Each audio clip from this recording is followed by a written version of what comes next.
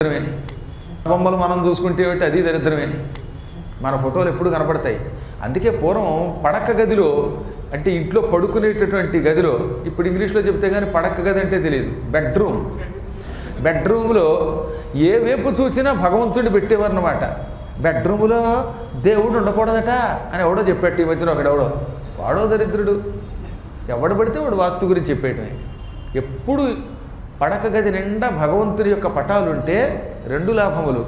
భార్యాభర్తలకి సంతానం కలిగితే ఈ భగవంతుడిని చూడడం వల్ల వచ్చిన పుణ్యం వల్ల పుట్టేవాడు ఉత్తముడు పుడతాడు. వృద్ధుడు లేవగానే ఎదురుగుండా ఏ వైపు చూసినా ఎక్కడో చోట కృష్ణుడో రాముడో కనపడతాడు కనుక ఆ రోజంతా శుభం కలుగుతుంది. అంతేగాని మన దిక్కుమాల పెళ్లి ఫోటోలు ఎందుకు అక్కడ? కాబట్టి మన ఫోటోలు వద్దు, అవే పెట్టుకుందాం. దానివల్ల ఎంత లాభం ఉన్నదండి. ఎక్కడ చూసినా ఏ ఊళ్ళో చూసినా సర్వం విష్ణువయ్యన్ జగత్, భగవంతుడే ఉంటాడు అక్కడ. దానివల్ల ఆనందం కూడా కలుగుతుంది. నాకైతే అదే ఇష్టం అన్నమాట.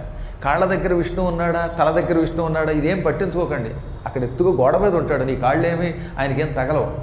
లేవగానే అప్పుడు ఎదురుగుండా ఏ వెంకటేశ్వర స్వామో విష్ణువో శివుడో నీకు ఇష్టదేవత కనపడతాడు. అప్పుడు ఆ పూట కలిగే ఆనందమే వేరు కదటండి.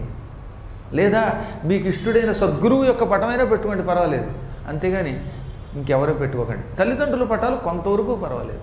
మానవులైన తల్లిదండ్రులు కూడా పూజ్యులు అని శాస్త్రం చెబుతున్నది కనుక.